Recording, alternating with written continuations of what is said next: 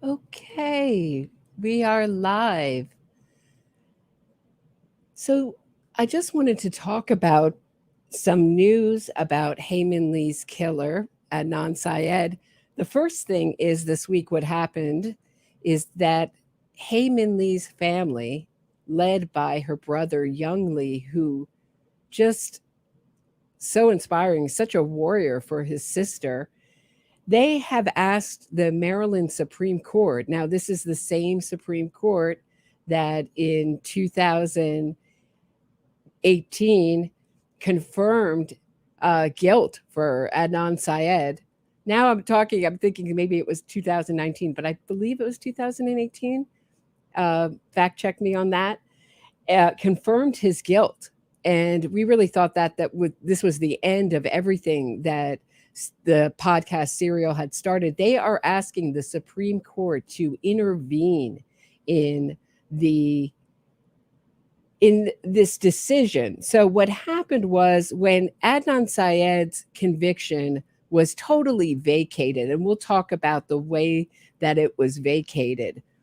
Uh, they did not give notice to the victim, or they gave a day's notice to Young Lee, who lives in California, to attend. And they said, they sent him the Zoom link if he wanted to watch. That's what they said. And if you want to learn more about sort of a play by play, what happened in that hearing, please go to my interview with Steve Kelly, the Lee family lawyer. And that is just a heartbreaking interview.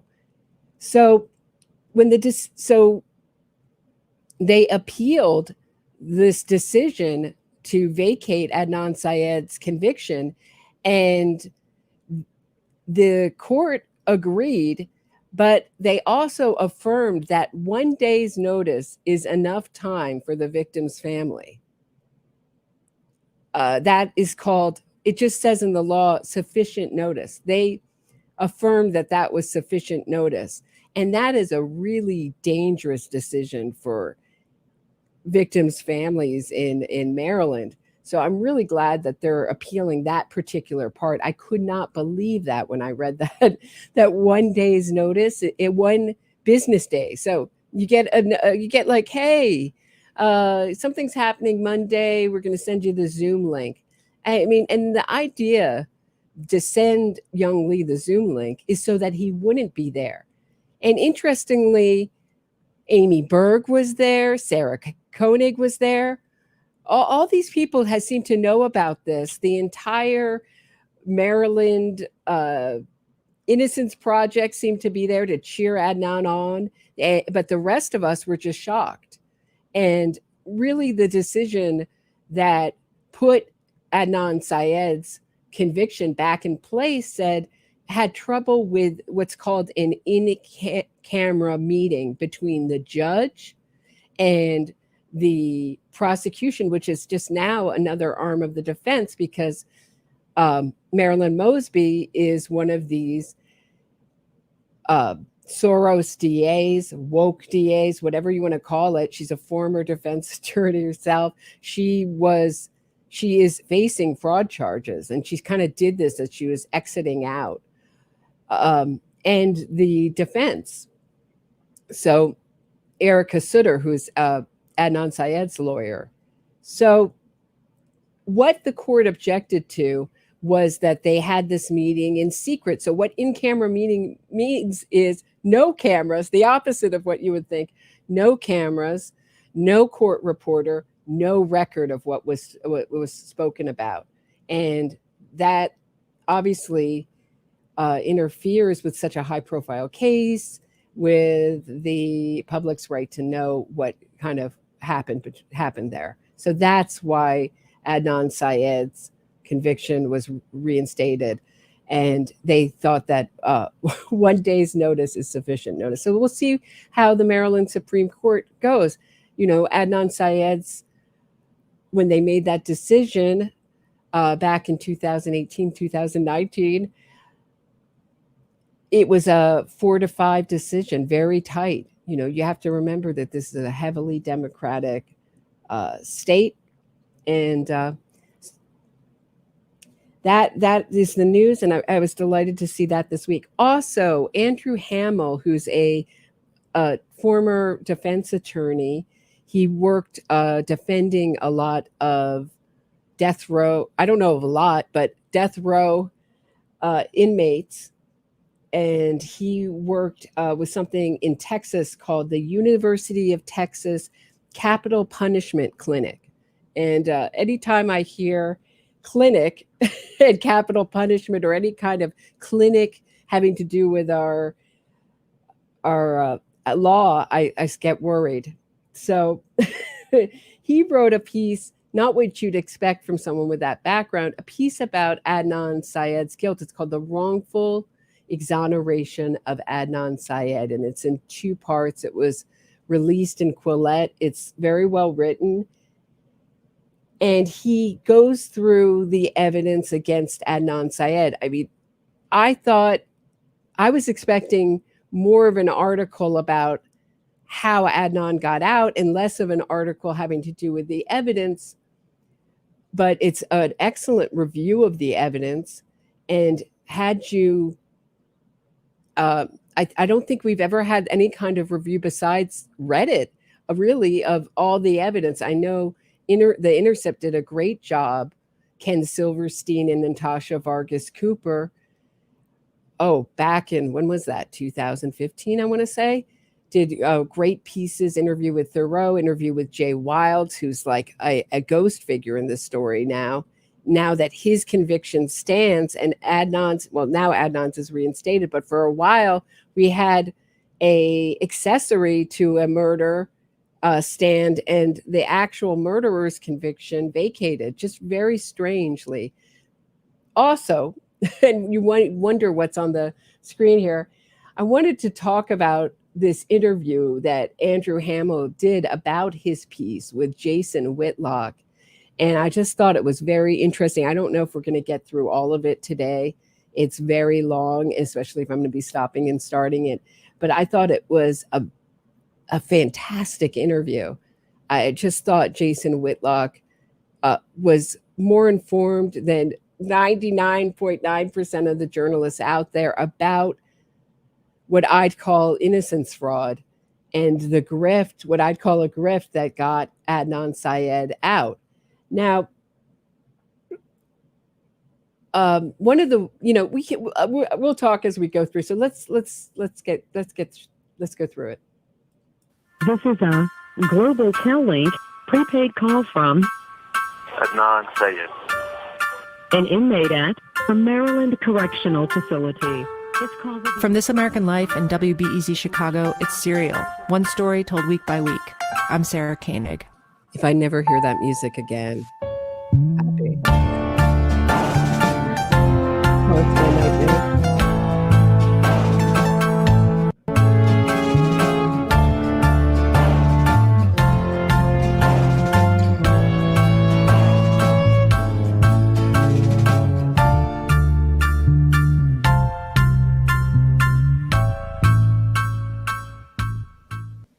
Now, to give you a little background on the story. So that Serial comes out in 2014.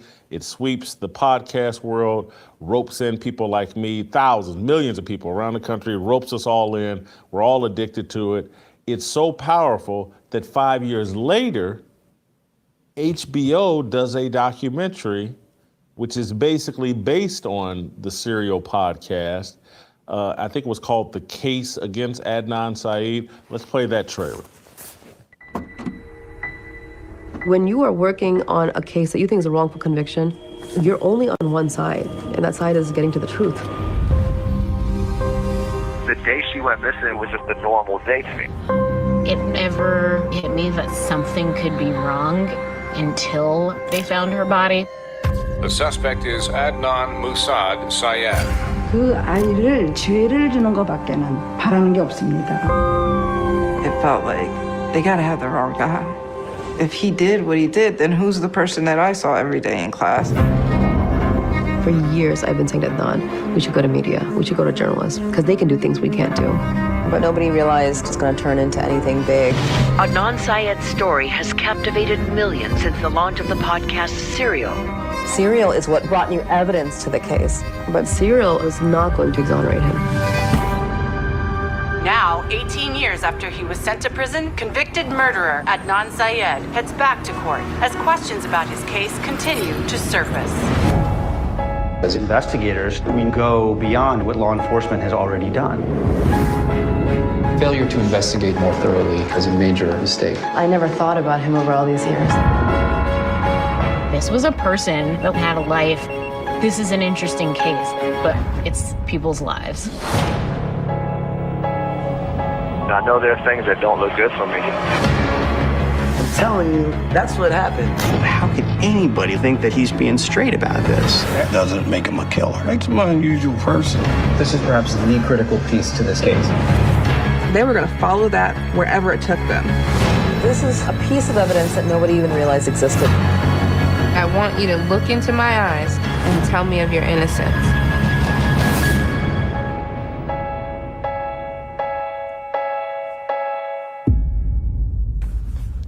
So I don't know if we're going to go here completely in my conversation with Andrew, who's joining us from Germany. Really appreciate him doing this.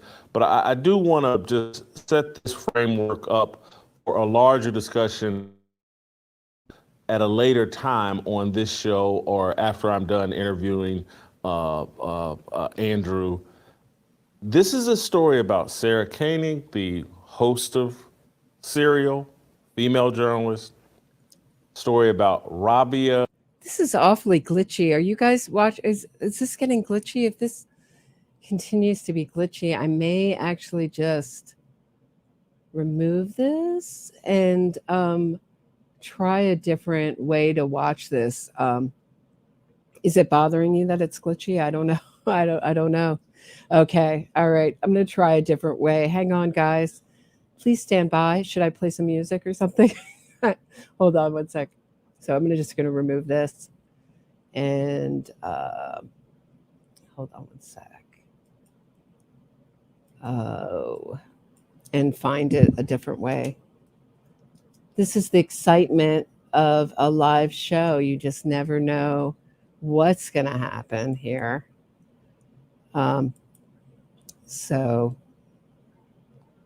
Okay, so let's see if I can share my screen.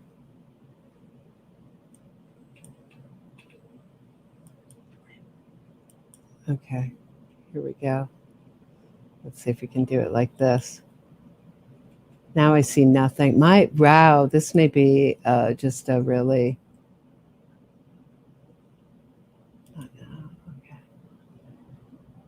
So let me see if I can do it. Let's try this again.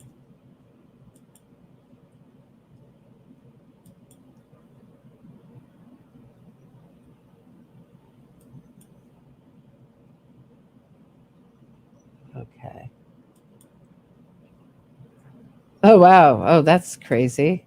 All right. Okay. What am I looking at? God. Please stand by. Okay, I'm just going to remove this and try it this way.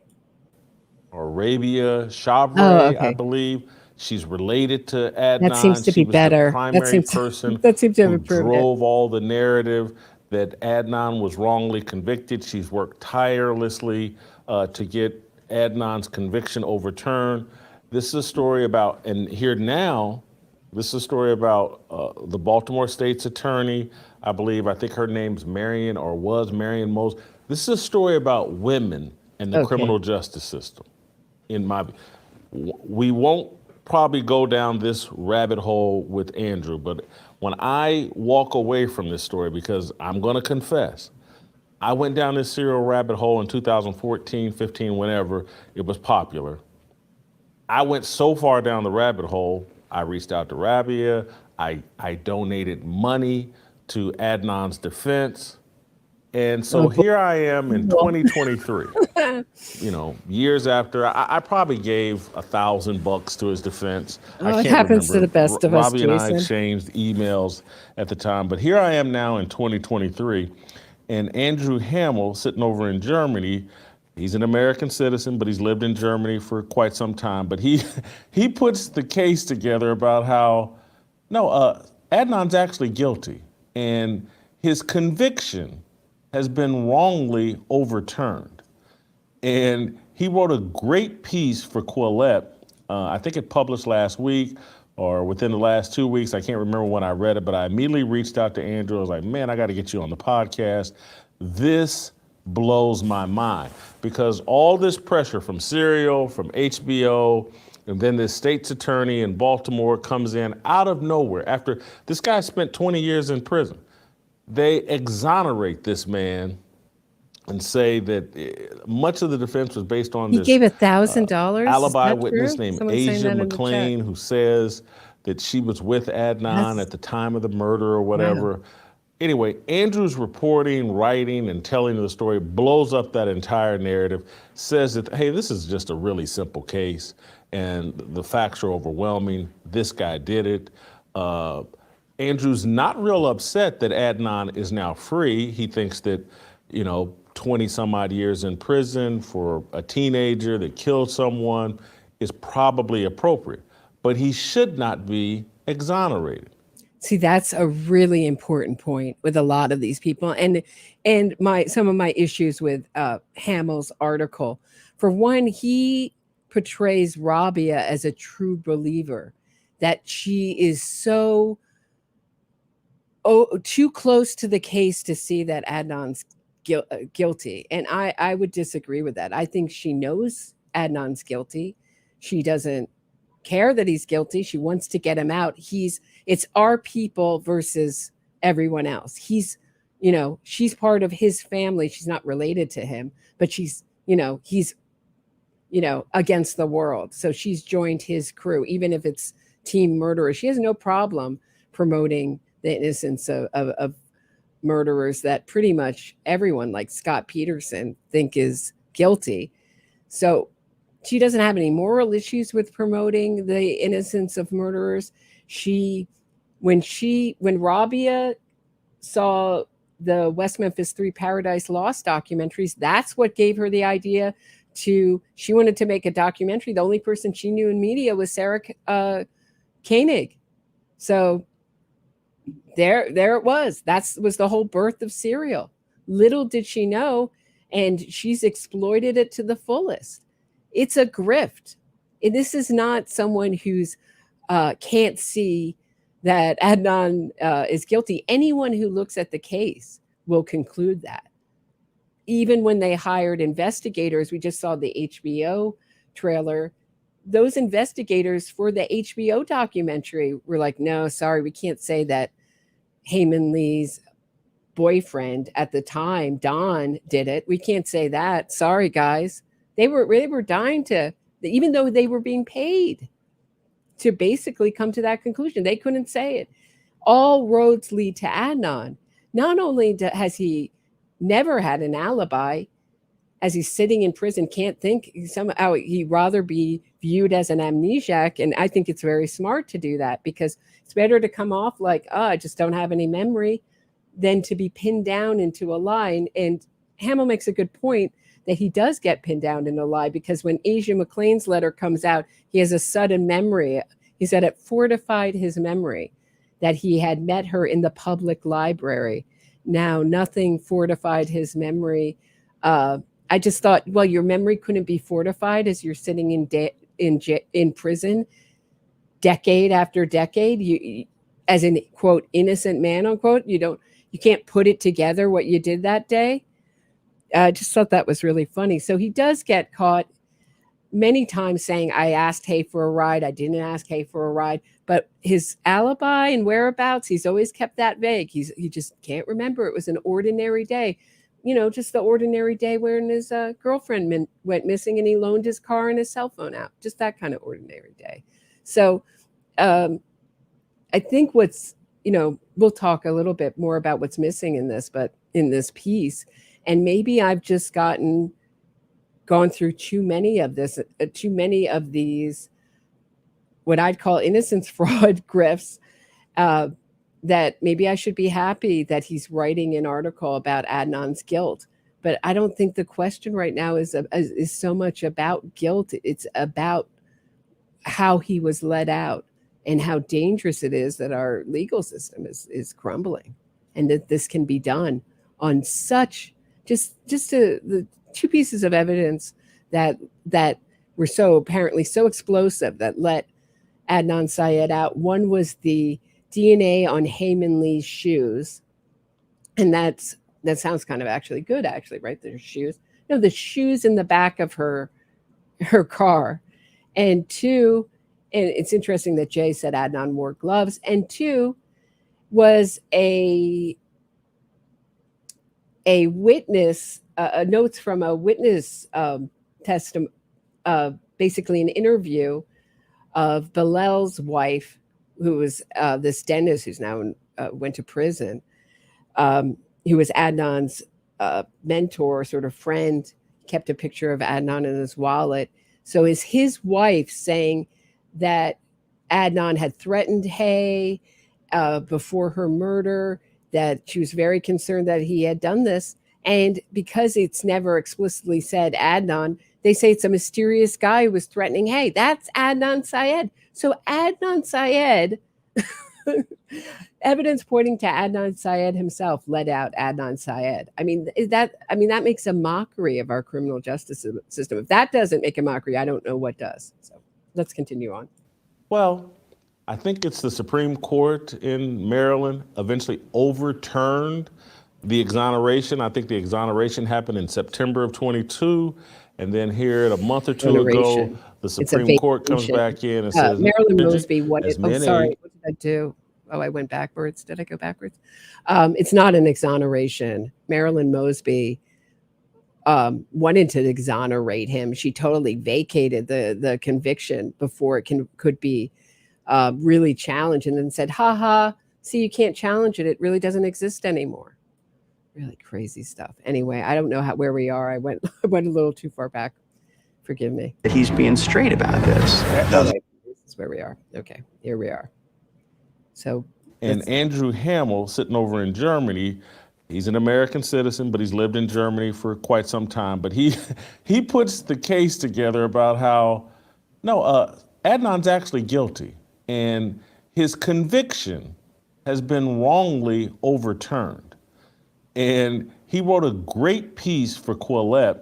I think it published last week or within the last 2 weeks. I can't remember when I read it, but I immediately reached out to Andrew. I was like, man, I got to get you on the podcast. This blows my mind, because all this pressure from Serial, from HBO, and then this state's attorney in Baltimore comes in out of nowhere after this guy spent 20 years in prison. They exonerate this man and say that much of the defense was based on this alibi witness named Asia McLean, who says that she was with Adnan at the time of the murder or whatever. Anyway, Andrew's reporting, writing, and telling the story blows up that entire narrative, says that, hey, this is just a really simple case, and the facts are overwhelming. This guy did it. Andrew's not real upset that Adnan is now free. Wow, Jason knows how to do a long introduction, 20 doesn't some he? odd years in prison for a teenager that killed someone is probably appropriate. There's a lot of but he should not money in be the exonerated. killer movement to let out teens. I think it's the Supreme Court to say that their brains aren't developed. It's $1 billion movement to free teen killers, and they're changing laws all over the country to make it easier for them to get out.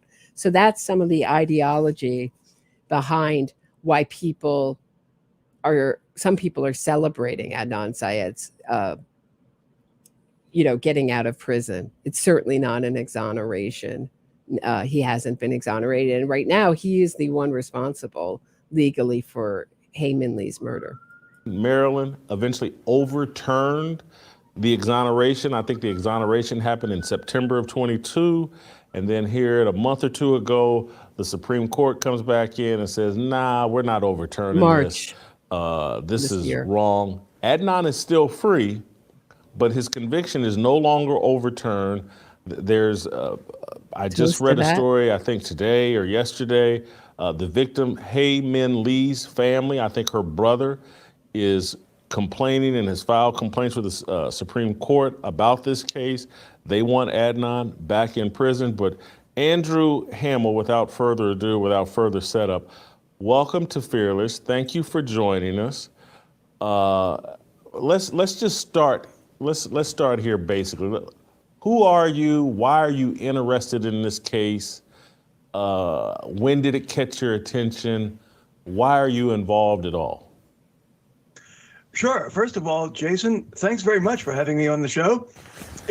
Your request came out of nowhere. I got to admit, I hadn't even heard of you before, but that's my bad. My name's Andrew Hamill. I'm 53. I live in Dusseldorf, Germany. I was actually born in Belgium in 1968. Then our family lived around the world because my father was a chemical engineer, grew up mostly in Houston. I got my English degree from the University of Texas at Austin, Hook'em Horns. Then I worked for 4 years in a mental hospital because that's what you get with an English degree.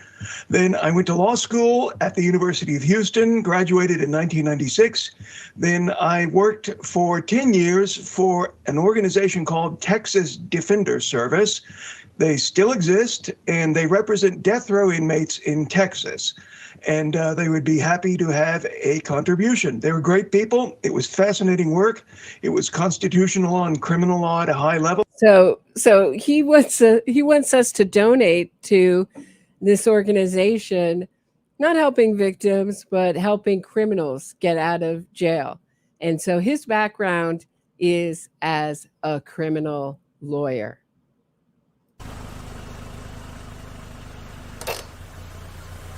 Sooner or later, this is gonna happen. You want your exponential growth, guys are gonna get busted. Simple as that. So how about we get him a real attorney? Man, what the hell is this? This is who he hires? What? Are you kidding me? This is the guy you want. This is the guy I'd hire. Oh, it's the guy you'd hire. Look, you remember Emilio? Okay, this dude got Emilio off like twice.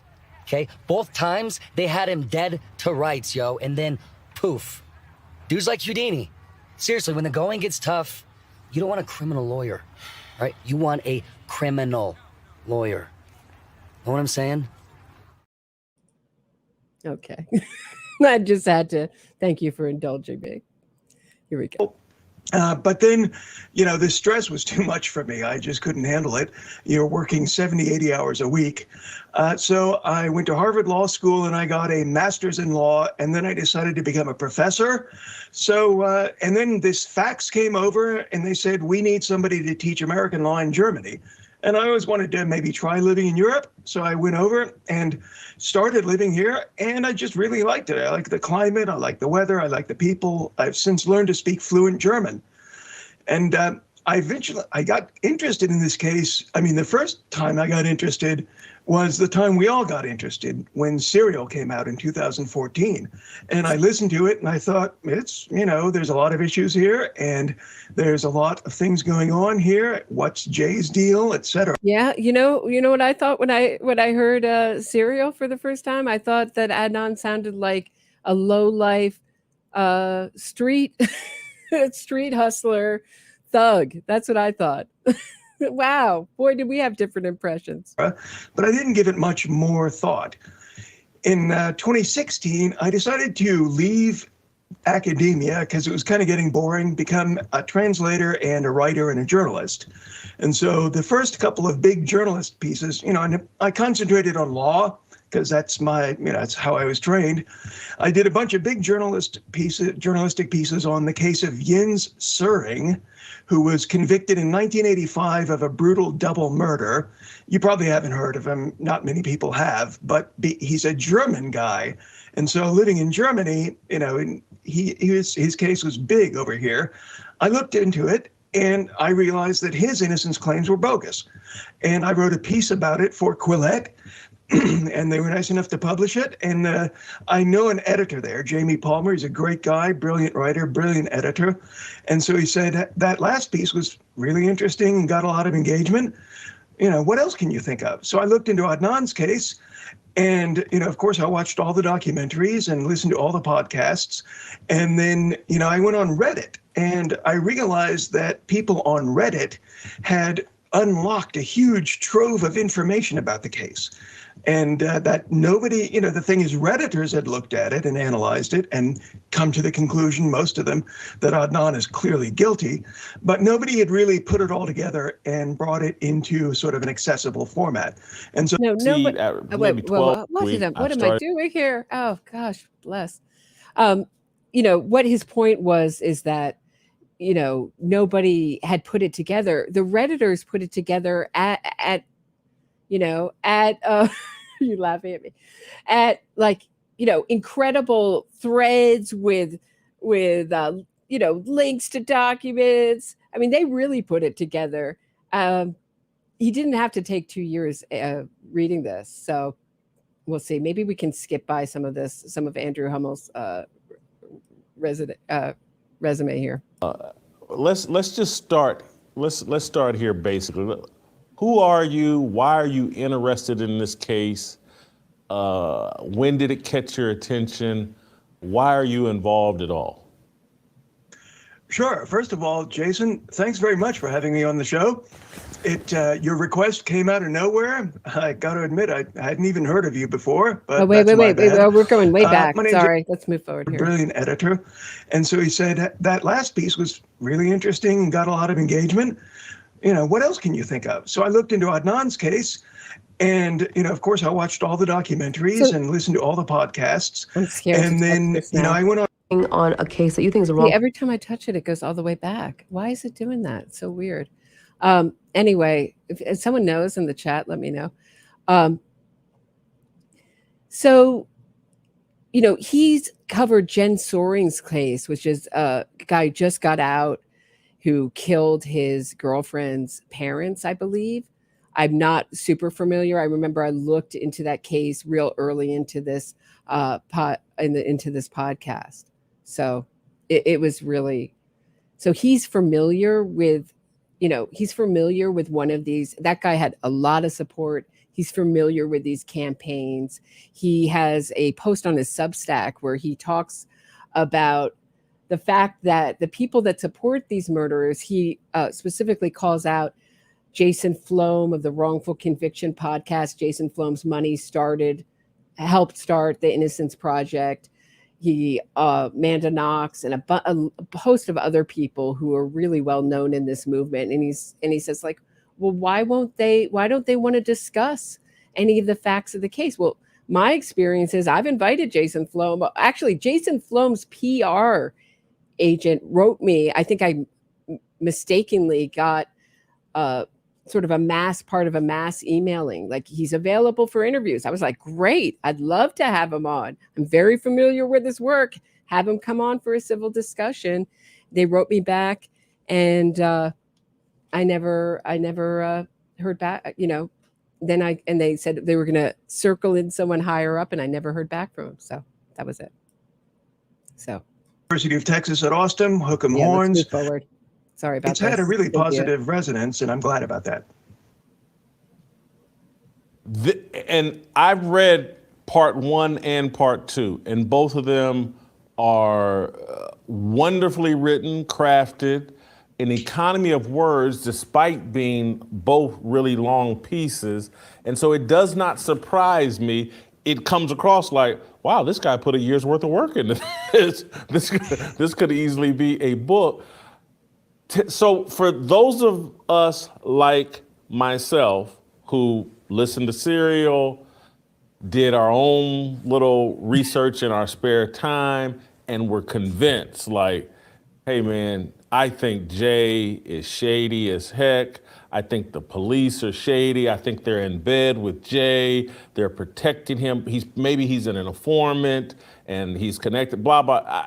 Adnan's innocent. There's just too many questions. There's certainly reasonable doubt. And how his lawyer didn't bring Asia McClain to the stand is reprehensible.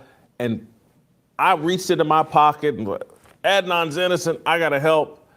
Why is Adnan guilty? What's the most damning evidence? Why are you convinced of his guilt? Sure. I mean, we can start with the sort of holy trinity of criminal cases: motive, means, and opportunity. So Adnan had a motive. He had just been dumped by his girlfriend, Haines Lee, who he'd been dating for almost a year by that time. And he hadn't just been dumped. She left him and immediately began dating and sleeping with a romantic rival. And so the relationship had been rocky. Hay had broken up with Adnan a couple times because of his jealous, possessive, controlling character, she confirmed this in her diary, and her friends also confirmed it, and teachers at Woodlawn High School, where they went to high school. And when he read one of her breakup letters, one of his own friends said his face became flushed and his eyes began watering. And so in early January 1999, he finds out that Hay has begun dating a coworker and sleeping with this coworker, a guy named Don, who we'll probably talk about. So it's sexual jealousy, which tragically is probably, the oldest motive in humankind. Then we come to means. Did he have means to kill her? Yes. He got into her car alone, and he was a strong, athletic guy. He's about 6 feet tall, if not more. And he was able to smash her head against the side of the car. There was a severe bruise on her head, enough to possibly knock her unconscious, and then he strangled her to death. Personally, that's a very personal way of committing a crime. He was certainly strong enough to do it, and it's very common in domestic violence murders. And then opportunity. We have plenty of evidence that Adnan created a plan so that he could get Hay alone in her car on January 13th, 1999. He loaned his own car out to a friend of his. He asked Hay for a ride after school, which they did even after their breakup. And several of her friends remember Adnan asking Hay for a ride after school. That puts him alone with her in her car. And then there's also, so that's the holy trinity that you've got. It's not enough on its own, but it's a lot. And then there's also the fact that Adnan repeatedly lied to the police about what he did, what he asked Hay on January 13th, 1999. He gave multiple inconsistent statements about whether he wanted to get into her car and whether he asked her for a ride. Also, Haines Lee is abducted. Okay. So what he's also not saying is that, that Adnan bragged after a court, if you believe Jay. Now, Andrew Hamill is going to say, well, he doesn't believe anything Jay says. Jay's such a liar. But according to Jay, he claimed Adnan wore red gloves. Red fibers were found on Haines Lee's body. Isn't that interesting? The thing about serial is it only really works if Jay did it, and Jay didn't really have any motive to do it. And Jay's story checked out with the cell phone evidence. And if you're going to question cell phone evidence, think about the Dear Zachary case. Then that case goes out the window. Great documentary, victim-centric documentary. They're going to address. They're going to say sort of later on in this interview that you can't make a successful podcast or documentary without an innocence twist or an innocence narrative. And there haven't been very many, but it can be done. You can make people care about victims. It's just that there's this movement and this ideology behind it. It's a multi-billion-dollar movement, and they want our legal system to not put anyone away in prison for more than 20 years. That's where we're headed. That's the end game of this. So Jeffrey Dahmer, even the worst of the worst, they want them out in 20 years. No one does more than 20 years, sort of like this blanket thing. And what he says about people in the system is very interesting. We'll get to it. And probably killed on January 13th, 1999. Before that time, Adnan had been calling and texting her several times a day. After she disappears, but before anyone finds her body, Adnan stops calling or texting her at all. And so that's just, and also, of course, we have the personal eyewitness testimony of Jay Wilds. Jay Wilds testified. So before I hear the people screaming that Don didn't, I hear them screaming in the audience, well, Don didn't call her either after she went missing. We don't know. We know Adnan's habits. We don't know Don's habits.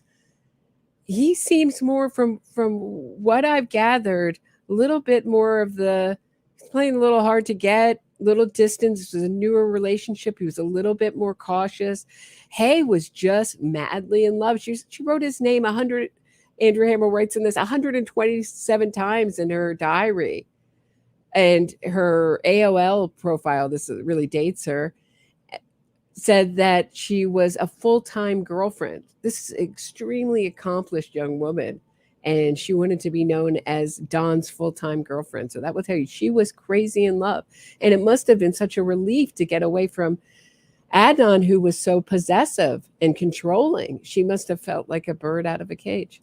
That Adnan drove up to his home and popped up in Hae Min Lee's car on January 13th, 1999, popped open the trunk and showed Jay Wilds Hae Min Lee's body inside the trunk of her own car. And Jay Wilds further testified that he helped Adnan bury Hae Min Lee in Leakin Park, right next to Baltimore. And the final sort of probably the final element that convinced the jury, there are more than this, but these are the main ones, is cell phone records. Back in 1999, there was no GPS. You could not pinpoint cell phones, but you could triangulate their approximate position. And the position of Adnan's cell phone destroys his alibi. He didn't actually have an alibi. He claimed he couldn't remember what he was doing during the crucial time period when Hae Min Lee was killed, but he said he never left the campus of the high school. His cell phone proves otherwise. It proves he was on the road, and it proves that he was with Jay Wilds, the guy who testified against him. And it also proves that around 7 p.m. on the night of the 13th of January 13th, 1999, he was located somewhere in Leakin Park, where Hay's body was later found. That was the evidence that led the jury to convict. It only took them 2 hours. They still stand by it to this day. So funny, 2 hours. 2 hours, and there's a podcast and spin-offs. And the jury concluded in 2 hours. The people who got all the information. It's just funny. But, you know, I think one of my major problems with Hamill's article is he said that Serial wasn't an advocacy piece. And so, but yet he writes at the same time that Adnan wrote a letter to Sarah Koenig saying, my lawyer, Justin Brown, told me that you would not be doing this podcast if you didn't think I was innocent. And I think the amount of evidence that she left out, when the note comes out with "I want to kill" on it, she dismisses it as something you'd find in a cheesy detective novel. Hae Min Lee and her family are totally forgotten, and I think even demeaned. She calls Hae Min Lee's diary just sort of like an average teen girl's diary. There was nothing average about Hae Min Lee. She was an exceptional student, well-loved, beautiful. And instead, you know, they have to do that because all the focus has to be on Adnan Syed and making him sympathetic. Damning things that I read in your piece is that Jay Wilds, who sold weed to high school kids, including Adnan. He was out of high school, maybe 19, 20 years old, kind of an operator a low-level operator in the Baltimore street life or whatever. But you know, I'll make a Wire analogy because you and I are both fans of The Wire. But you know, he's not Stringer Bell or Avon Barksdale. He's kind of more the innocent. I'm trying now. I got to think of who. He's almost like not the younger version of Bubbles, the kid that ran around with Michael and ended up being the next version of Bubbles. I can't believe I can normally call these guys off by name. I mean, I've watched The Wire so many times. But anyway, Jay is some low-level street guy. Call him Naaman Bryce. I'll use Naaman Bryce. Naaman kind of wanted to be in that life, but he wasn't really built for it. That's who Jay Wilds is. The most damning thing in your piece was that Jay, by telling the police that Adnan drove up and showed him the body, and by taking the police to where the car was, Jay was taking a huge risk. If he's lying and Adnan didn't kill Hae-Min Lee, then the police are going to turn around and say, Jay, you had to have done it. How else would you know where the car is? How else would you know any of this stuff if you hadn't done it?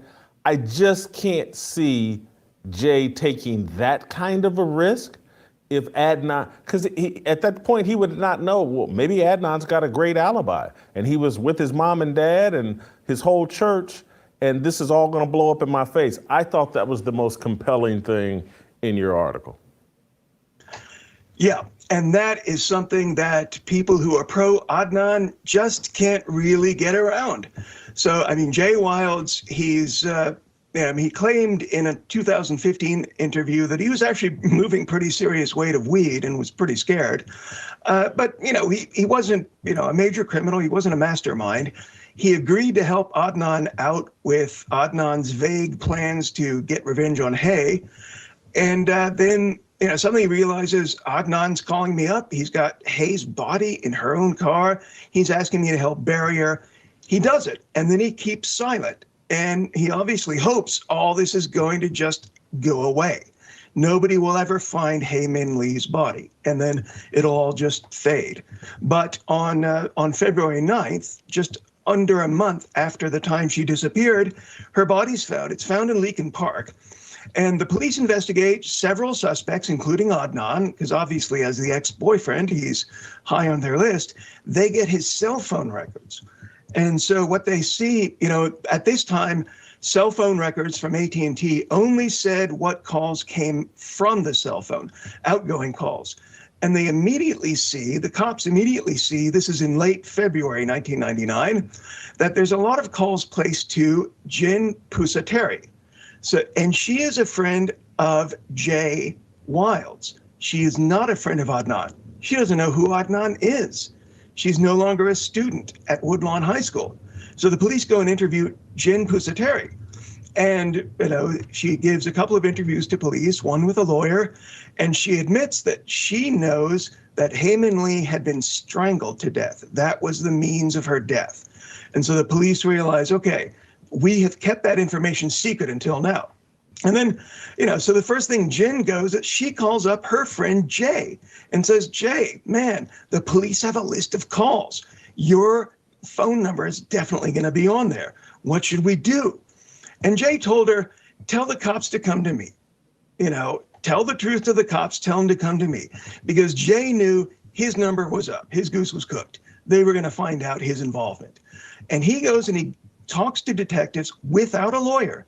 And the very first meeting they had late on February 28th, Jay says, listen, this is what happened. He changed a lot of the details later. We can't say that Jay is a perfect witness. He changed his story a lot, but he led police to where Hae's car was. He said, I can't give you an address. I don't remember the address, but put me in a squad car, drive me over there, and I'll show you where it was. And that's exactly what happened. So Jay knew where Hae's car was. So he confesses to the police that he's deeply involved in covering up a murder. And if he didn't know that Adnan, if Adnan had a perfect alibi and 50 people saw him at track practice and at school studying in the library, Jay is dead meat. I mean, he will be immediately charged with first-degree murder for killing Hae, because how else could he know all of this stuff? And also Jin Pusateri, she would also be charged because she helped Jay get rid of the shovels and the picks used to bury Hae. And so if you want to believe Adnan is guilty, he's innocent, I'm sorry. You have to explain, how did Jay Wilds know where Hae's car was parked out of all of Baltimore, a city of 800,000 people? And also, why would Jay Wilds and Jin Pusateri willingly confess involvement in a homicide that could come back and get them charged with murder? And really, Adnan supporters have no explanations for these things, at least not ones that are reasonable. Well, yeah, they do what every person who buys an innocence fraud campaign does or is perpetrating an innocence fraud campaign. Rabia said that the police were tapping on the table in Morse code.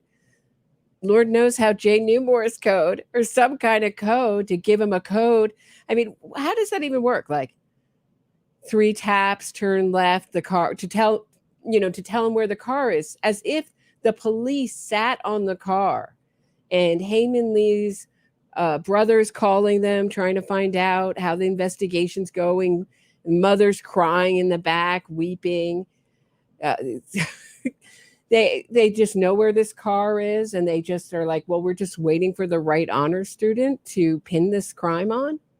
Give me a break. I mean, these cases are so over the top. It's not like a little guilty. You heard him at 2 hours for the jury. And, there's got to always be those jury. Someone on that jury has seen 12 Angry Men. There's got to be someone who thinks that they're going to save an innocent man from a wrongful conviction. It was so overwhelming. They're like 2 hours. We've had enough. We discussed it enough. Case closed. Let's go.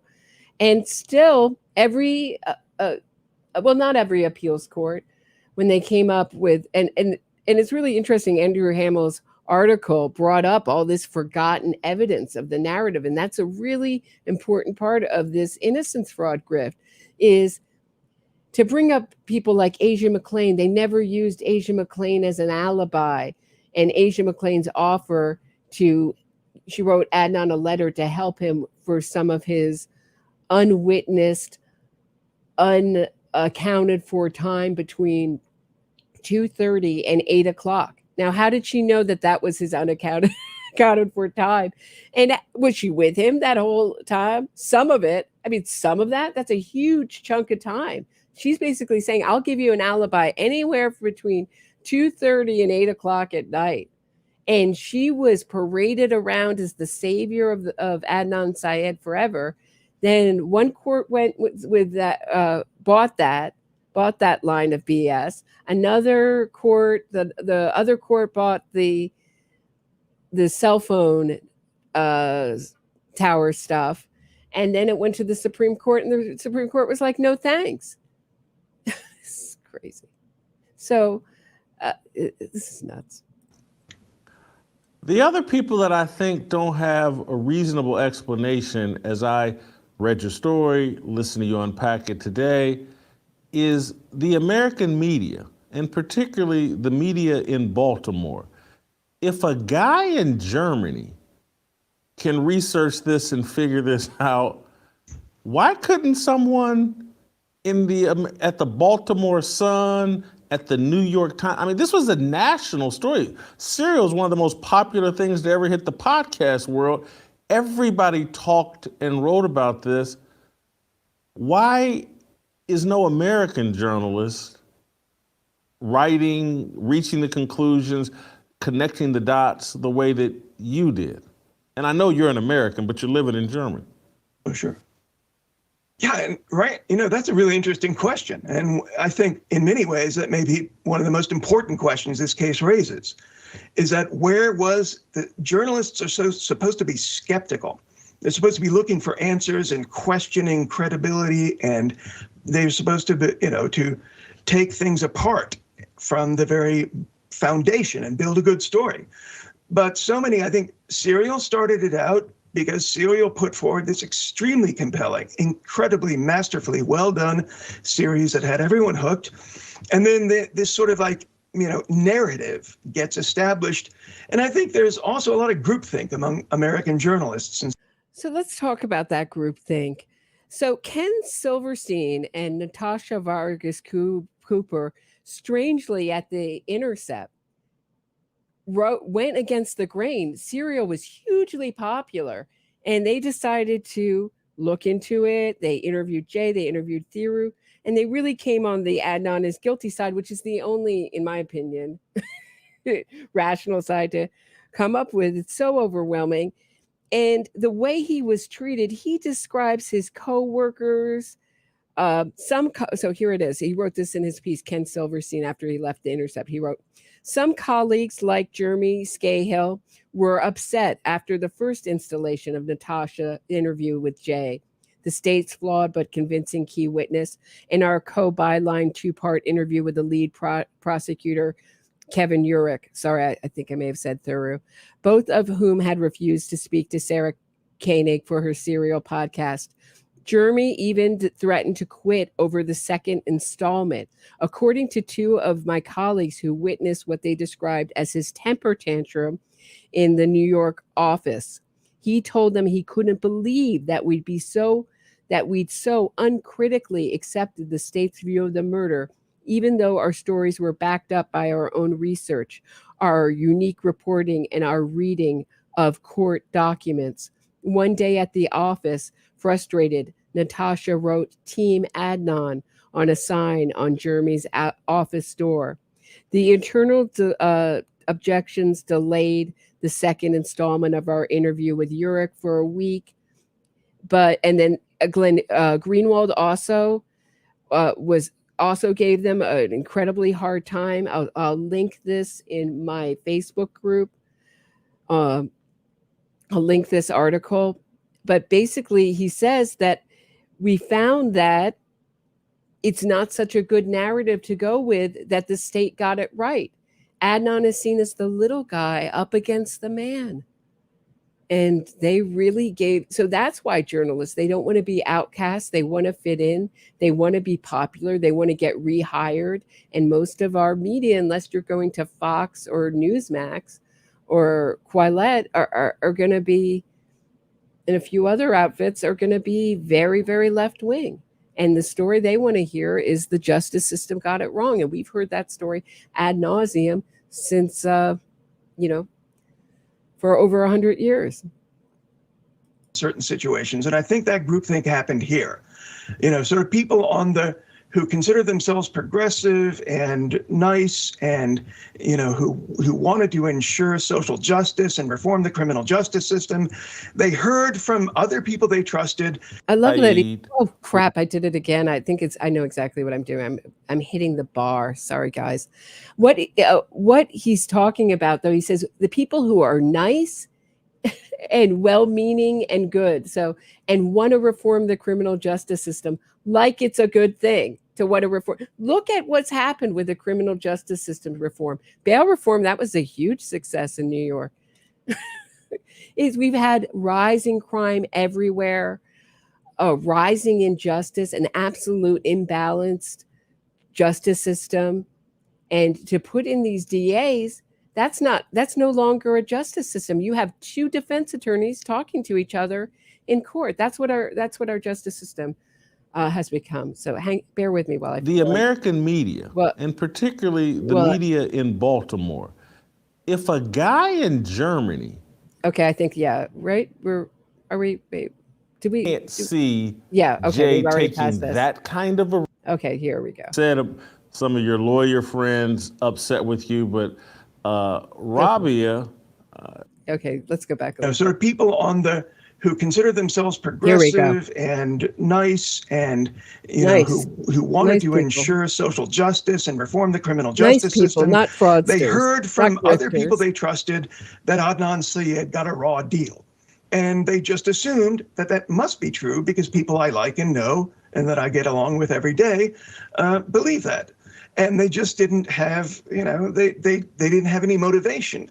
And they wanted to preserve their social contacts. I think one of the reasons I was able to get this done is precisely because I don't live in the USA.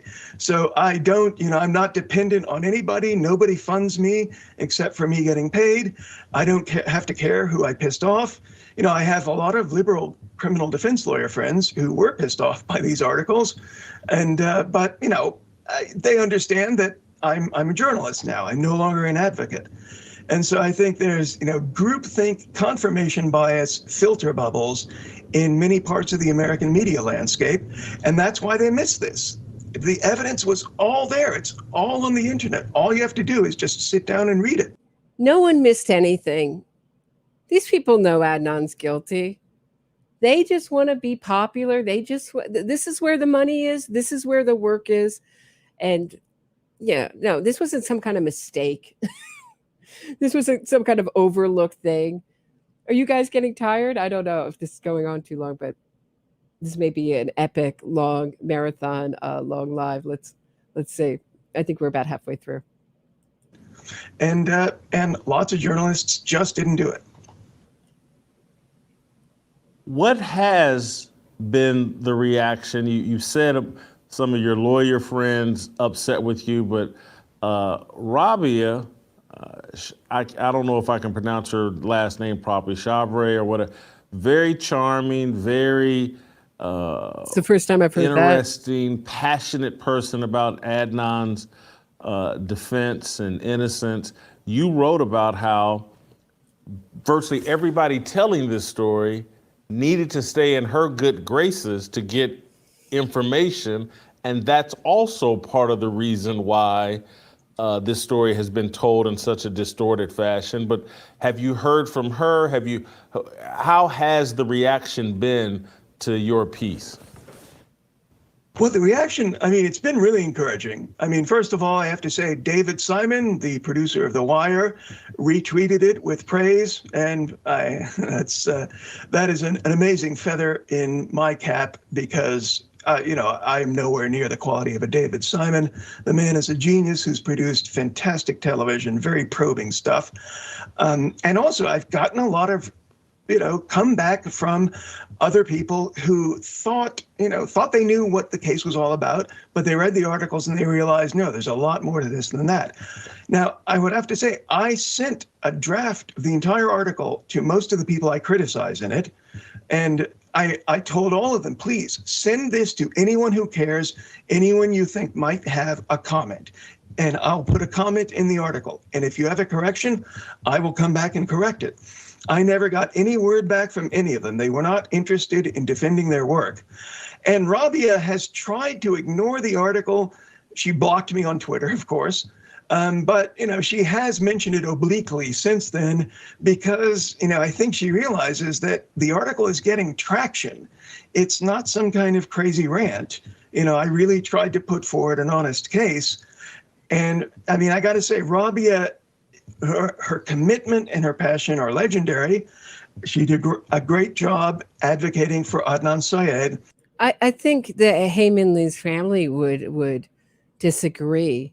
And they're trying to paint her as some kind of saint. This is craziness, absolute madness. Maybe that feather in the cap went to his brain there. Okay, let me see if I can do this without. However, it is absolutely clear that she is not a reliable source of information. She had access to all the defense files for years, and I think that she, sort of kept certain documents hidden and released other documents to friendly journalists and gave her side of the story, but not other sides of the story. Serial, it's an okay podcast, but there is information in files that Sarah Koenig had access to that directly contradicts what you hear in Serial. Oh, and shocker. So wait. Shocker. Did Sarah Koenig overlook some of the evidence? Did she? Did she overlook some of the evidence that made Adnan look guilty? She just overlooked it. Couldn't find it in the box of evidence she was given as they were investigating in real time. People, it's the biggest podcast in the world with a huge staff. She just couldn't find it. What a shocker. Come on, give me a break. This guy, he knows the score. He knows how innocence fraud campaigns are run. Actually, this is a good time to talk about, he was actually called out on Twitter about this,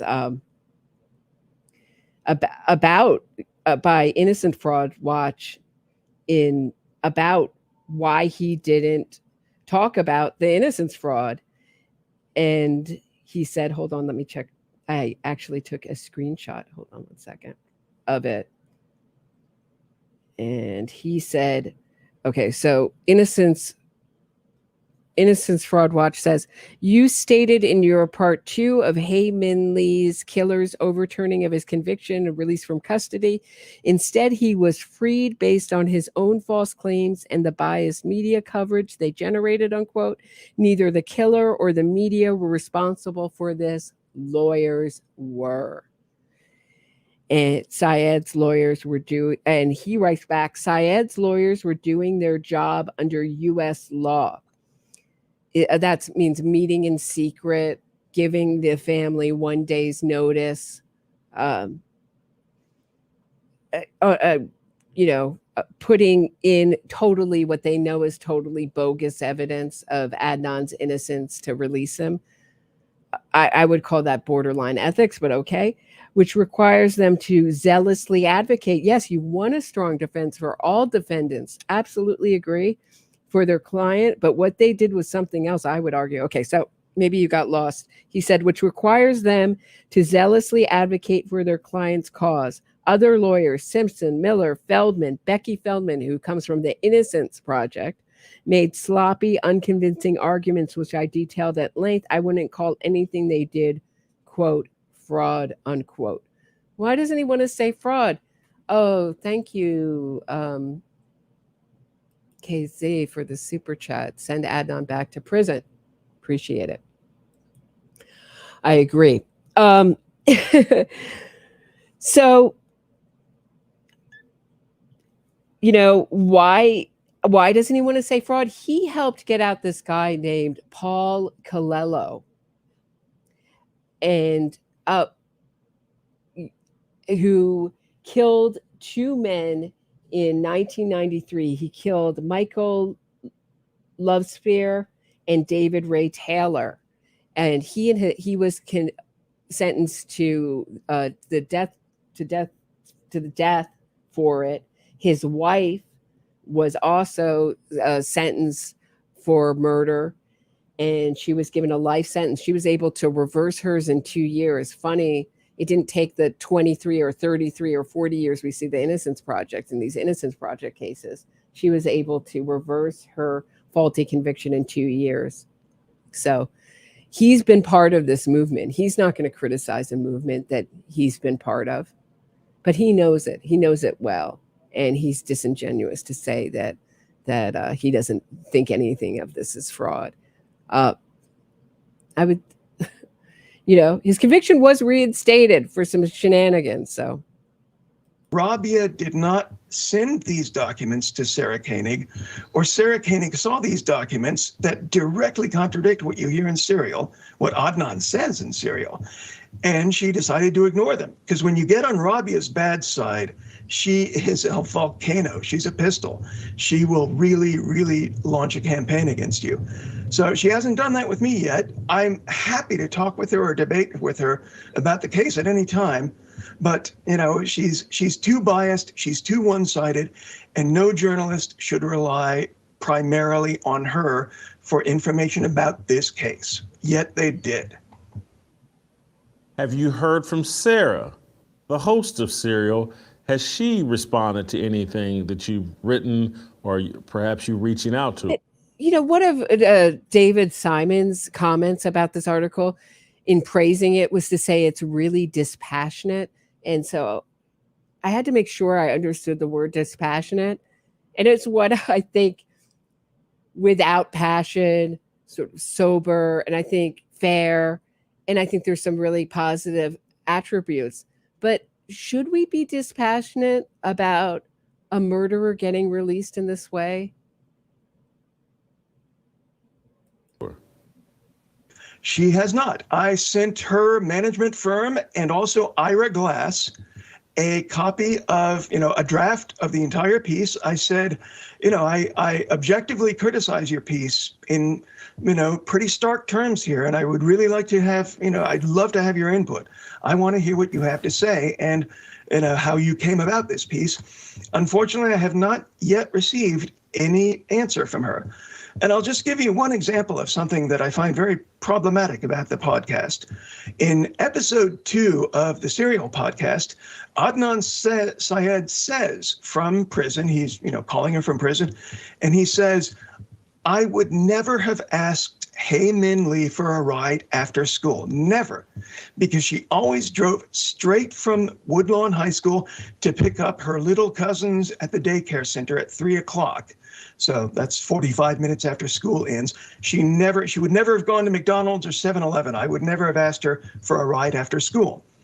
However, there is a memo in the defense file. This is not prosecutors or their witnesses. In the defense file, Adnan talking to his own lawyer who says, oh yeah, me and Hae went to Best Buy all the time to have sex in our car right after school.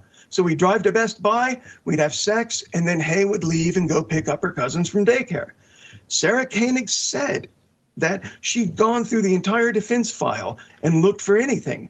So, and I asked her on Twitter, and I asked Ira Glass on Twitter, this is a major inconsistency. This is a serious problem with your piece. I'm not trying to do a hatchet job. I just want to get the facts. Did you read this memo that says the opposite of what you allowed Adnan Syed to say? Guess what happened? Crickets, right? Crickets. Because nobody's going to confront, nobody wants to talk about getting it and even have any kind of civil discussion on the other side.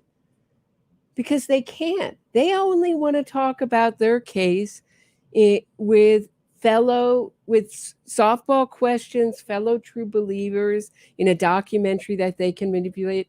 Thank you, Tommy DV. Great show. Thanks so much for the super chat. I appreciate that. That really keeps the show going. Please, if you're listening, like, subscribe, give a thumbs up. It really helps the show out, and I really appreciate the super chats. It really keeps the show going. But guess what? What's he going to say next? You think that Sarah Koenig or Ira Glass or any of the NPR crew are going to admit that they know that existed in the file? No, they're just going to ignore it. 300 million listeners, and there's been total silence.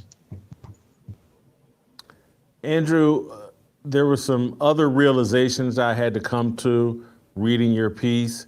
Some of them, they were places you were leading us, but you didn't spend a lot of time dwelling on it, but they were revelations I had to come to. Is like, whoa, I love making a murderer.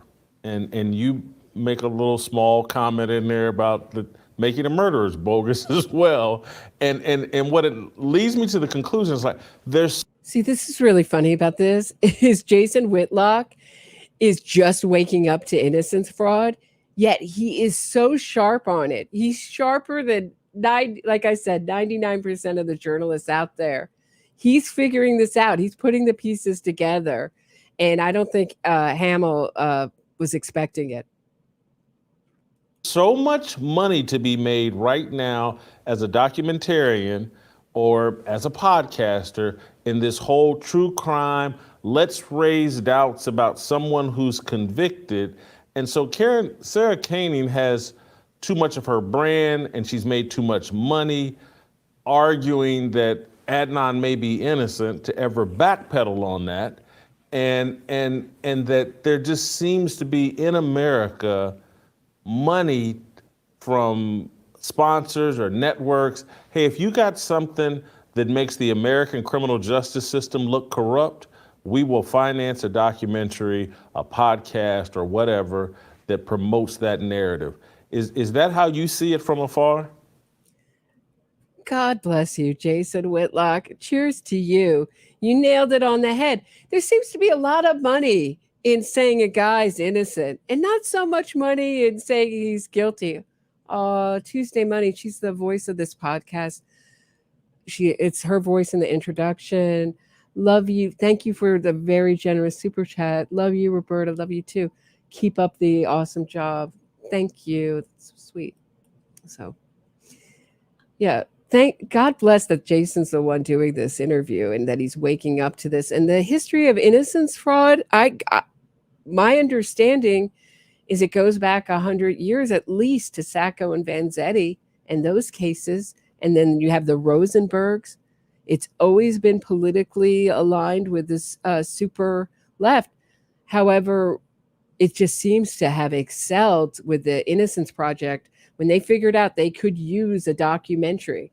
So they don't need a media. They don't need a Sarah Koenig to buy it. They can create their own propaganda. And it's advanced to the stage where ABC is having Innocence Project lawyers executive produce their own stuff and showing it on network TV.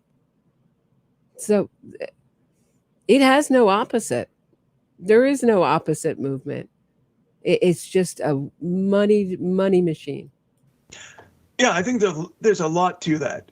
And there's a lot of explanations for that. First of all, is that true crime stuff is cheap to make.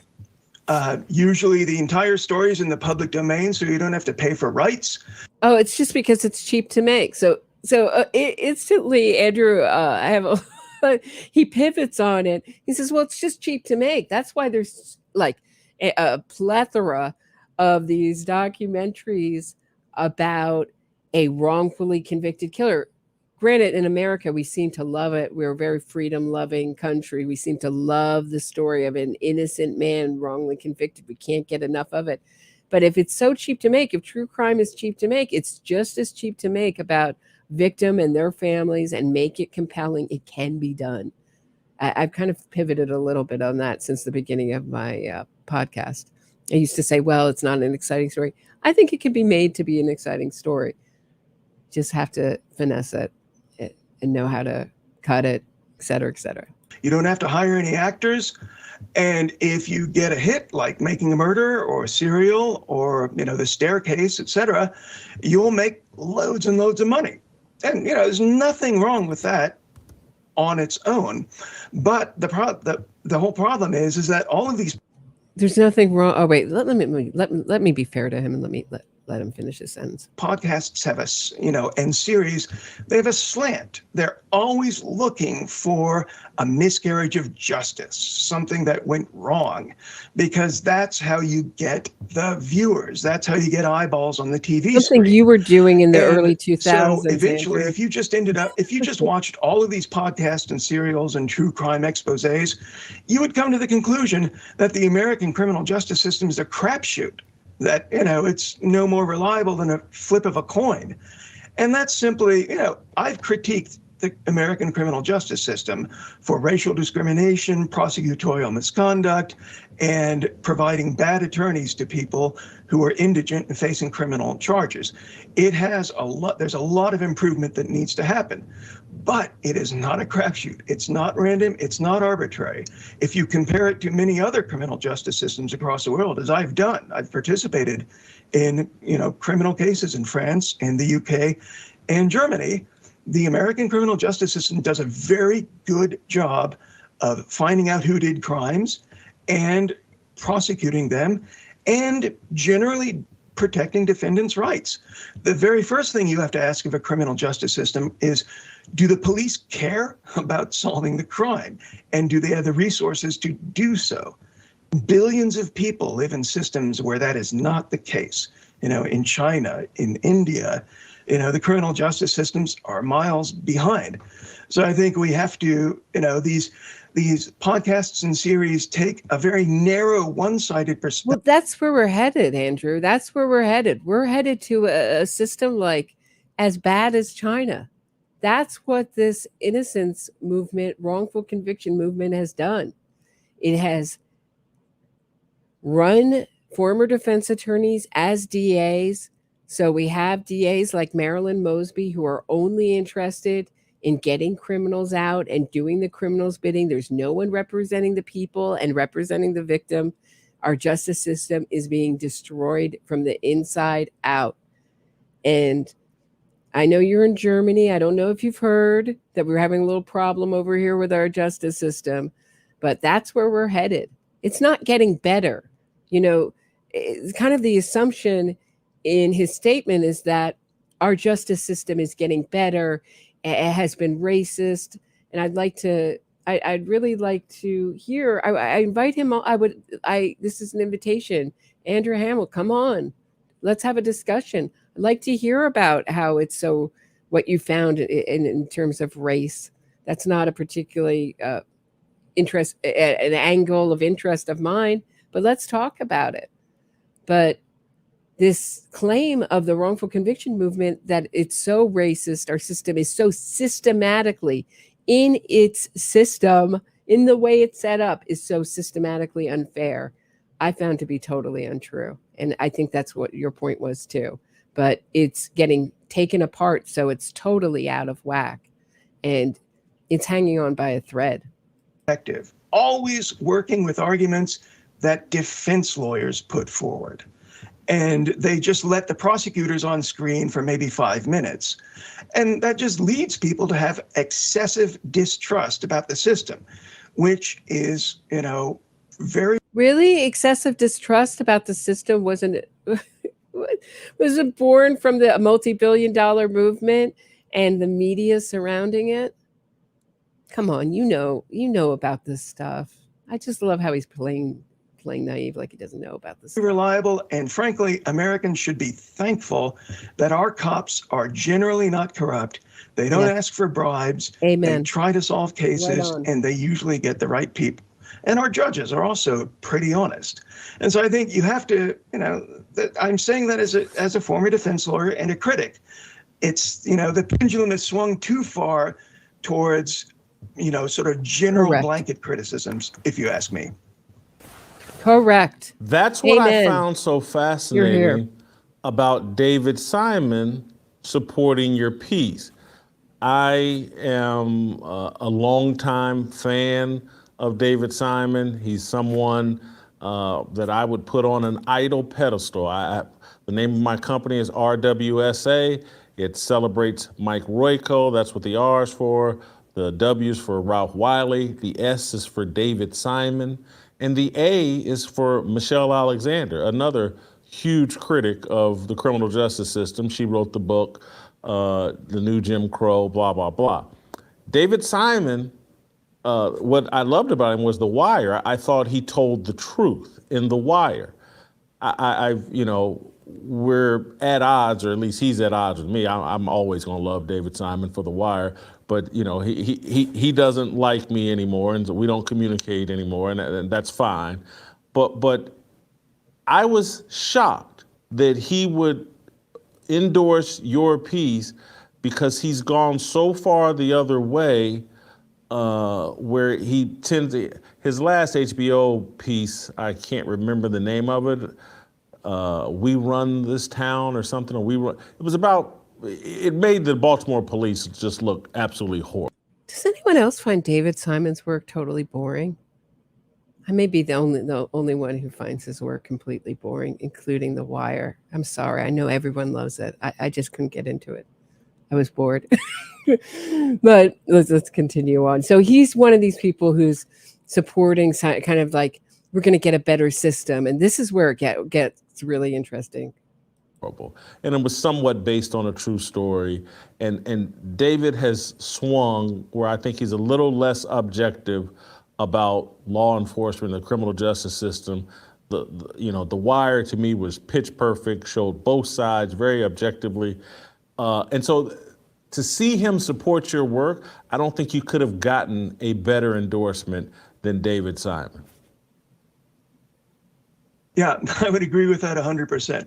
I've followed his work since the 90s. I've read his books and I've watched all of his series.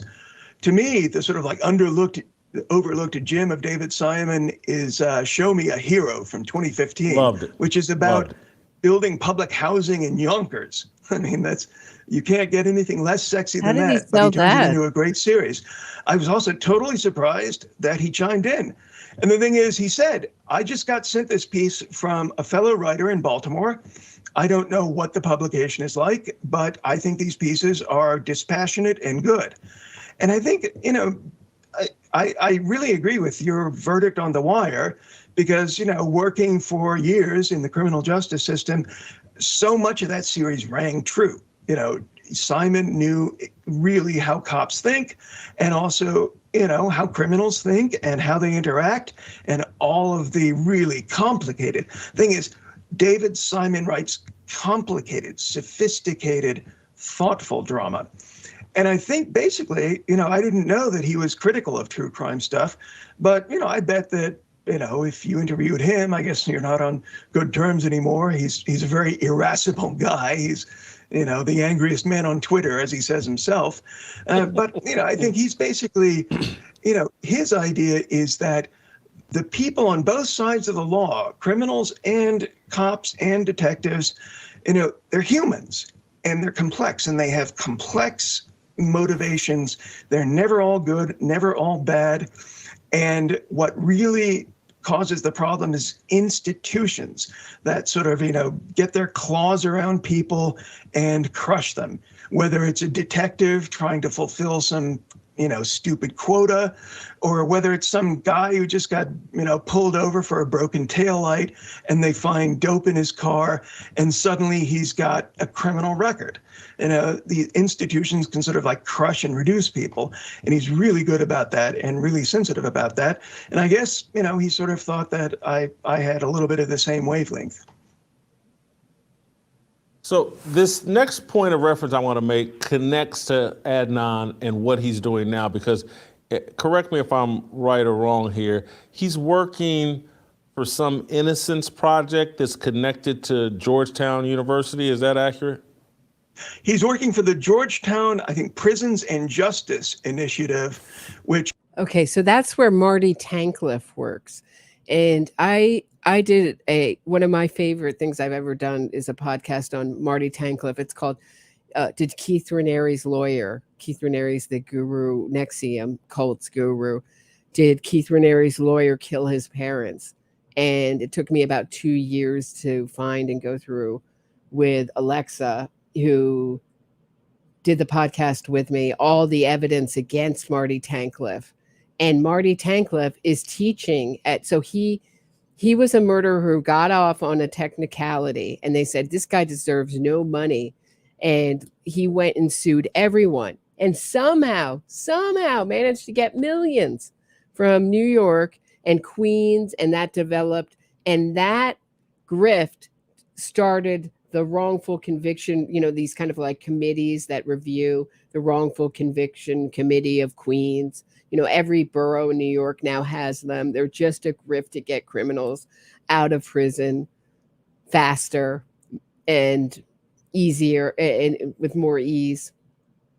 So he's teaching at Georgetown and he's leading his classes into solving solved crimes, reinvestigating it, or I think the best way to put it as investigating innocence. So that's where Adnan is with his buddy, his co-killer buddy, Marty Tankleff. I think may be associated with the Innocence Project, but it's not a direct part of it. It's not part of the law school. It's basically sort of like, I think it's researching maybe like criminal defense in Washington, D.C. and prison conditions, and maybe looking at convictions to see if they're justified. Right. And so, and it's not that I'm against it, and it'll be interesting, you being a former defense attorney, it's not that I'm against these types of organizations because I think they're necessary. You need a strong advocate on the other side. Yeah, I'm not against these organizations either. If we had an equally large lobby for victims and their families, if we had multiple billions going to support victims and their families, I'd be totally okay with this movement. But as is, we got to give Jason Whitlock a break. He's just waking up to innocence fraud. He's just figuring these things out. He just found out Adnan's guilty and Stephen Avery, so we'll give him a little time. But that's the problem, is that it's organized crime. That's the problem with it. Versus the state, you don't want to give the state way too much power because the state will exploit. But these have you ever heard of this case out of Chicago. They made a documentary called A Murder in the Park. Are you familiar with this case at all? I've watched that. I've watched that. This is the moment I just could not believe. My jaw dropped. I just could not believe Jason Whitlock brought this up. Beautiful moment. And this is about, of course, the Anthony Porter all-story Simon. Anthony Porter was on death row. They got him off death row at the last minute by framing an innocent all-story Simon. Jason Whitlock's going to go on and call all-story Simon. Use the word, I'm not going to use it, but you know what I mean. I don't think he has any IQ. I've never heard that he has any IQ problems. I don't know if he's confusing it with the West Memphis 3 Innocence narrative or not, or he just thought that he was really slow watching the film. I have no idea. Documentary, the Anthony Porter case. Oh, yes. This guy is a stone cold gangbanging killer. Northwestern University and some out of control professor and his college students get this guy exonerated. They frame, people have to watch this. They frame I'm not politically correct, and so I hope this word doesn't offend you, but I'm 56. I talk the way I always, when I was 14. They've basically framed a retarded man for a murder to get this Anthony Porter out of prison. It eventually cost this professor at Northwestern University his job and reputation and all that.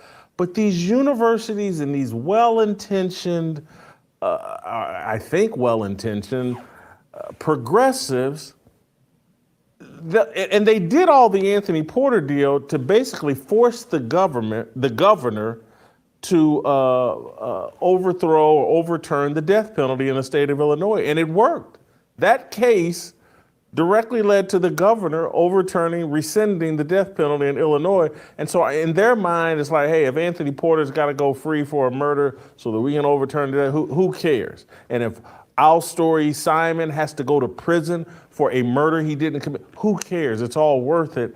But I guess I'm just, these universities, these well-intentioned professors, they've created this cottage industry of, we're going to redo the criminal justice system and make it more fair for criminals and convicted people. And I think it's hurting the rest of society here in America. Yeah, and I would say, to me, I think there was a drop-off in the quality of innocence projects and things like that. Because what happened in the 1990s is you had two things coming together. First, there were all these old convictions which were just based on, eyewitness identification and questionable forensics and maybe snitches, because it was before DNA and before reliable testing, et cetera. And so in the 1990s, when DNA came along, there was a raft of totally legitimate exonerations where DNA evidence actually proves someone else did the. Okay, I would like to, I've really been looking for these fantastic cases of innocence. And I've heard this before. I've heard this narrative before. And I don't say this sarcastically. I would really like to learn about some of these really good early Innocence Project cases. What are they? And he leaves it right there. And of course, this is right around the time, the late 90s. I know his convicted murderer, Paul Colello, was let out, they made a deal with the prosecutor that he would do 20 years and that would be time served. He got out in 2012 and that's like it. And when they asked the prosecutor about it, she was like, look, they sort of forced our hand to retry the case and it's been 20 years. Witnesses have moved on. We can't find them. Evidence has been lost. We're in no position to retry this case. His murder was let out on things other than some kind of great claim of innocence. So I'd like to hear about these people who did decades in prison who really have great claims of innocence. And even Taylor in North Carolina, that they reorganized the whole forensic department around that case. That that's another case, in my opinion, of innocence fraud. So I would like to hear about these good cases. And so if you're going to say that they did, so let's just say, for argument's sake, they did great work between 1995 and 2000. The amount of innocence fraud cases, so it's sort of like saying Madoff was really a great investor because there were some people who made money with him. So, I mean, he did some good. I mean, I think once you do evil, or this is also a issue brought up with cults, once evil is done, nobody comes out, like say nobody really came out of NXIVM better than they went in. So maybe they had met some people, they had some good in it, but the ultimate result is not good. Crime. And I think recently, that's the low-hanging fruit, and most of it's been picked. Not all cases have DNA. In fact, only about 15% of cases have DNA. So now you've got to rely on... I've heard lower. I've heard 8%, but maybe 15%. Maybe it's moved up to 15%. On people who change their testimony and, people who come forward years and decades after the trial. But I thought, Murder in the Park was very compelling because it showed that these high school, university kids, they were great. They were following their professor, but David Protest, got sued because of his questionable tactics in other cases, and he had to leave the university in 2011. And the students who went to the crime scene and said, oh, nobody could have seen the crime Anthony Porter committed, they didn't even realize that there had been these large structures built since the time they went there. That meant that, and if you remove those structures, sure, you can see them. And the other thing that's made clear in that documentary is that, they say these eyewitnesses identified Anthony Porter. And you're thinking that some random person in the park sees some guy and picks him out of a lineup. No, these eyewitnesses said, we identified Anthony Porter because he is a known bad guy in our neighborhood. And he has a long criminal record. He shot some guy in the head about a dispute about a dog. So everyone was on the lookout for Anthony Porter because he was really bad news. And we saw him running away from where these people were shot. So they knew him before, and they were of the same race as him. That does make a big difference in eyewitness. See, that's Elizabeth Loftus's line, that race makes a big difference in eyewitness testimony. If you don't know who Elizabeth Loftus is, check out the third part of my interview with King of the Cold Cases, Deputy DA John Lewin. He's been exiled now by George Gascon for going against his pro-criminal, pro-killer policies. But yeah, that is her specialty. And she is beloved by the Innocence Project. She testified for the defense for Ghislaine Maxwell. She has testified for, Tim Hennis. She that was her pride and joy that she got him out of prison. She is basically a never say guilt, never say rightfully convicted, never say victim of SA expert. She's the go-to expert if you want to get, in my opinion, if you want to get a guilty client off. And she hasn't been very effective.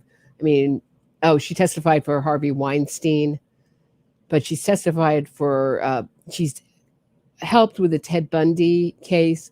I mean, it's just like the list is as long as your arm. Identifications. And so, I think that exoneration was bogus. It shouldn't have happened. And you have a situation in which a crusading activist professor who believes the criminal justice system is fundamentally corrupt. Most of these professors, by the way, haven't actually practiced as criminal lawyers. Most of them, have a sort of an academic background. And then they get their students. And of course, students are going to be incredibly happy and excited to be possibly contributing to remedying an injustice. And those are all noble impulses.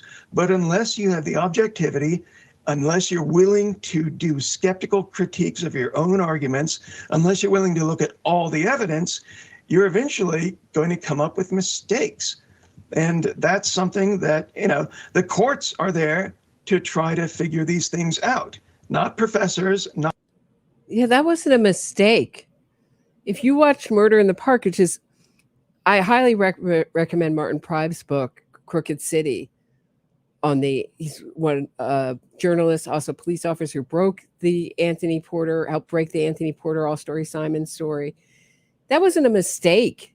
The mistakes weren't made. If you watch the documentary, one of the reasons I recommend the documentary, you can see things being offered for testimony, book deals, money deals. Now, my philosophy is that this movement never really pays out. They offer more things than they actually, in perfect grifter style, they don't really ever pay out that I've seen, that I know about. And I wouldn't know about it, and nor would anyone else if it was successfully done. But in this case, they're offering people things to change their testimony, to make up new stories. So this wasn't a mistake. They didn't. There were mistakes in it, but that one of the things he's talking about, the crime scene, it's been totally redone. But had they done their due diligence, I think they could have figured that out. Idealistic young students. And so I tend to give courts the benefit of the doubt. And in many of these cases, the courts correctly said, you don't have enough, but everyone's convinced by a podcast that this was an injustice. No, they weren't convinced by a podcast. The DA came in. This wasn't about a podcast. I mean, it made it popular for Marilyn Mosby to do. But they came in because she was put in with Soros money, Marilyn Mosby. She met Becky Feldman is the assistant DA in that case. They all came in and they all agreed that no, wait. I'm sorry. Becky Feldman is for, right, she's for the defense. Anyway, they came in. Erica Sutter, Becky Feldman. Becky Feldman is for the prosecution. Yeah. It's so hard to tell. Who can tell? They're all for Adnan. There's no one there to represent the victim. That's how that worked. And the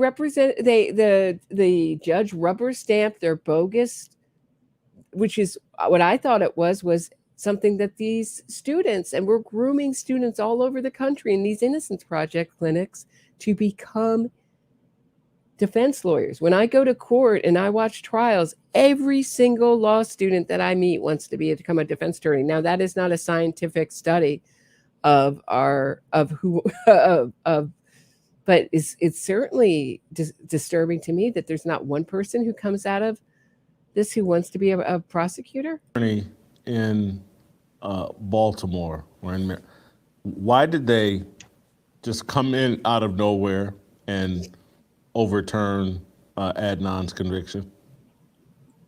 That is a great question. It's $1 million question, because Adnan's last official court appeal had been denied in 2019 by the Maryland Supreme Court.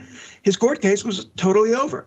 Then suddenly, 3 years later, with no, just out of the blue, with no announcements or anything like that, Marilyn Mosby, she hired a woman named Becky Feldman, a lawyer named Becky Feldman. And Becky Feldman okay, that answers that. Yeah, I was right the first time. Cases of juveniles who were serving long sentences. So she took a look at Adnan's case on that grounds. But I guess Becky Feldman became convinced that Adnan's sentence, his conviction was unsound. And so she didn't become convinced of anything. She just thought he was a juvenile that done enough time. It's interesting because at different points he says, I can't say what what Rabia's motivation is or Sarah Koenig's motivation is, but he knows what Becky Feldman's motivation is that she believes it desperately in Adnan's innocence. They say they investigated the case for an entire year, starting in October of 2021. And then suddenly, in the middle of September 2022, after all this investigation, they file a motion to vacate his conviction, to overturn his conviction and make him a free man. And there's a lot of speculation exactly why this occurred. You know, what a lot of people are saying is that Marilyn Mosby, by that time, she had lost the Democratic primary to Ivan Bates, who is now the Baltimore State's Attorney's Office. And she was facing an election, but, the Democrat always wins in Baltimore. So, but the other problem was she is now facing federal fraud charges for misusing COVID funds and lying on a mortgage application. And she'd been charged with that months before this motion to vacate. She's still, facing trial. Her entire defense team resigned in, I think, February of this year. So things are not going well for her. And so I think she realized she was heading into legal trouble, and she wanted to sort of like bolster her political base among progressives and, suburban wine moms and activists.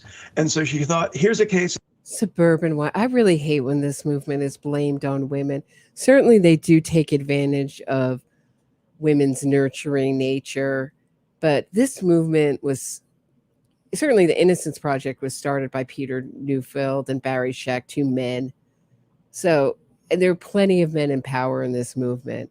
I really think, kind of starts to get to me, get a little when I hear it's wine moms. It's like so dismissive, like they're not even people. They're just wine moms, cat ladies, wine moms, people that don't matter. It's gotten, huge publicity.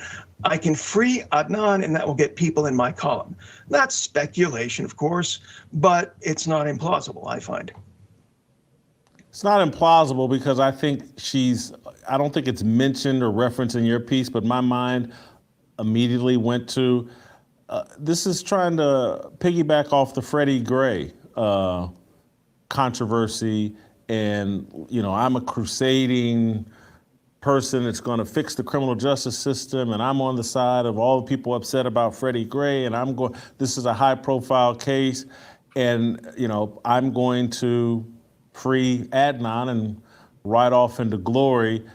And Andrew, I won't be bothered at all if you pass on this question because this is more of my thought, my perspective. I don't want to draw you into any of my silly or stupid or chauvinistic. Yeah, Jason Whitlock wants to talk about innocence fraud. He's like, I'm getting just don't mind. This is really my interest. I'm starting to think this thing might be kind of a grift, kind of a fraud.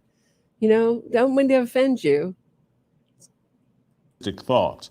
But again, when you start talking about Maureen Mosby, the Beth woman, Rabia, Sarah Koenig, I'm this overly sympathetic view of anybody caught up in the criminal justice system. Men, I think, are capable of making the exact same mistake, but I just don't see it as a coincidence that there seems to be an overabundance of women being sympathetic towards these guys. And just to be fair, take a murder in the park. Other than maybe some female students, these were men that did this crime to Al Story Simon and got Anthony Porter. So I want to be fair. Again, men, exact same thing. But man, it just seems like we've gone overboard with sympathy towards criminals. Throw myself in it. I gave up $1,000 in Adnan's defense. I fell for it too. And that so is true. As I sit here and just think this out loud, I shouldn't just put this on women. It's all of us. We've just gone overboard with sympathy towards criminals. Yeah, I mean, amen. It is a pretty obvious pattern among a lot of these documentaries. Amy Berg directed a documentary about the West Memphis Three and also about Adnan's case, Sarah Koenig, etc. I also have experience from death row in which my clients, no matter what the kind of crime they had done, they got love letters from women from all over the world, and they often married them. And the women would move to like rural Texas to be next to death row, next to their men, the death row inmates that they'd murdered. There's actually like a psychological term for this called. He's going to go into hybristophilia. That's a very small segment. Most of these women who marry murderers and advocate for their innocence creep away silently the way Jason Baldwin's wife did.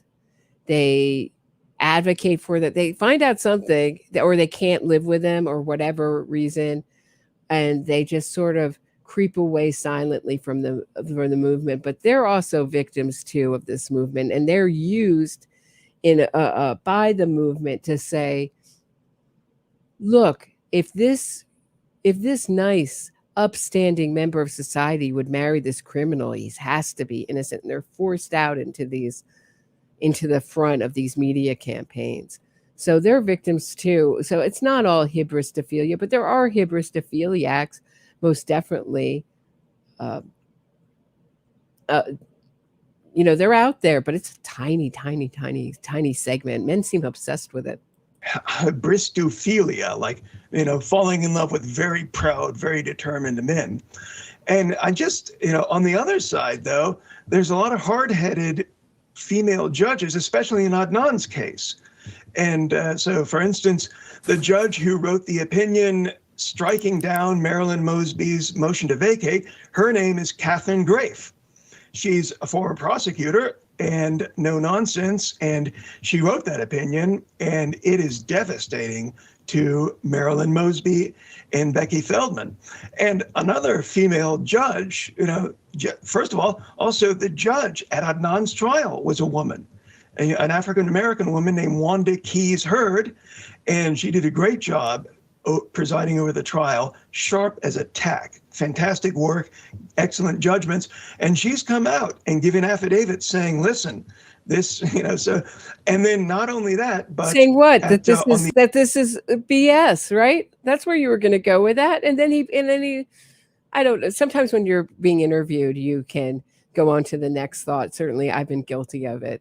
I'm in a glass house on that one. If that's what that was about, and he didn't want to say that she was saying that was BS, and he just got another thought. But that's what you're saying. The trial judge was saying, hey, this is BS. So it's not, the outrage isn't around Adnan's guilt. If Adnan admitted guilt, even Haymon Lee's mother has said, if he stands up and says he's guilty, I have no problem with him walking out. He's done enough time. No problem. It's the fact, the way it's done, to totally negate the conviction like it never happened, to pretend that there's some other killer out there, to meet in secret, to treat the victim's family they're less than a piece of dirt. That's the problem. The people that perpetuated this myth that Adnan's innocent, not even a myth. I mean, they made it into a myth.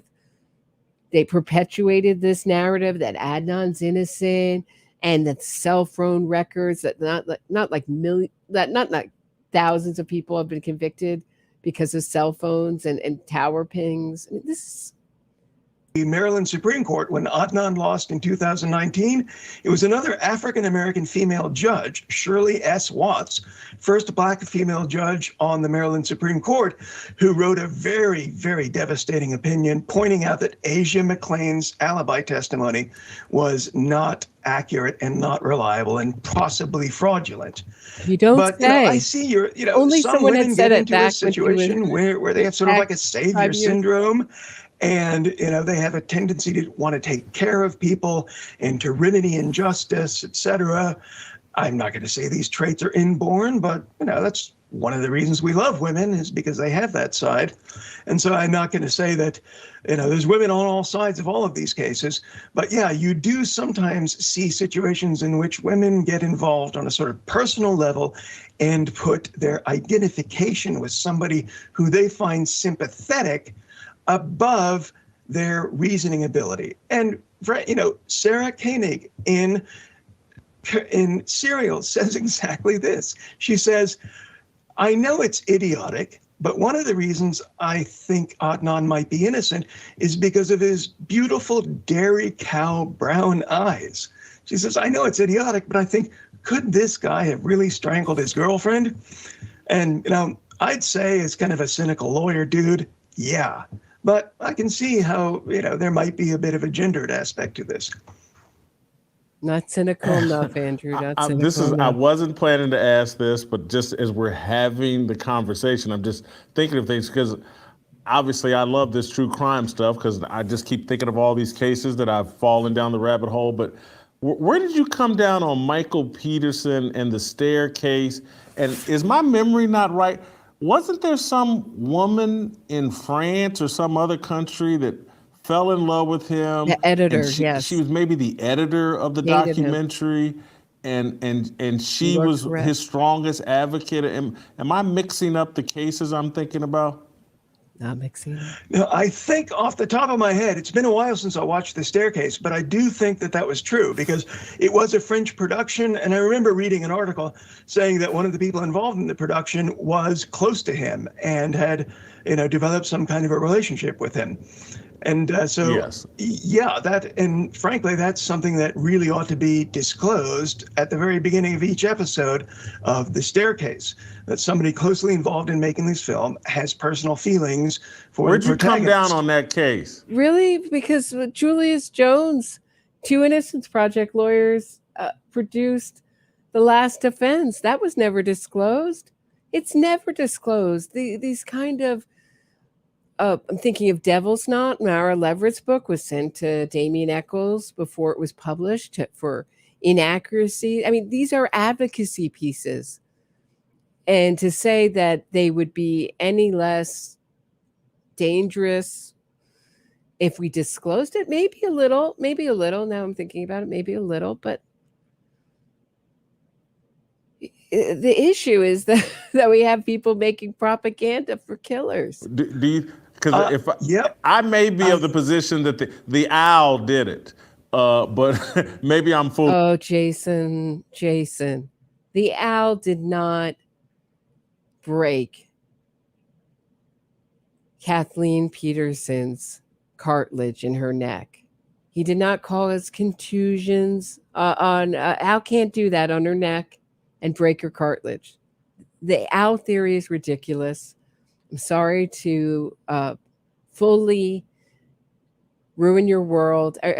And I'm really becoming like the James Brown of podcasters. It's going on forever, but we're right near the end.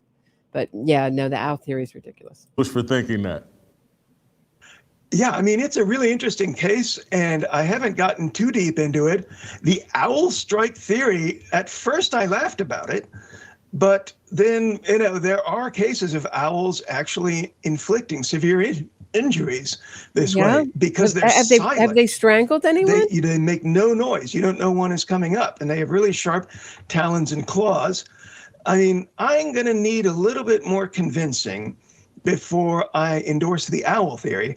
And actually, the case is over now. He entered what's called an Alford plea.